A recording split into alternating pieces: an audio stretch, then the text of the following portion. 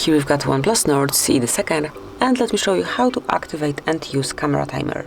So at first you need to open your camera app, then when you're in photo mode, just tap on more icon. And here you'll notice timer.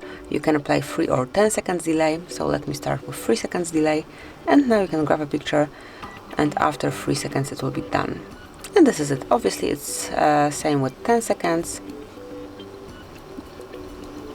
Now you can join the picture, prepare for the picture, like whatever you need this countdown to, and afterwards the picture is grabbed. To switch, camera timer off, mark off, and now you can grab picture right after you click. So that would be all. This is it. Thank you for watching. Please subscribe our channel and leave the thumbs up.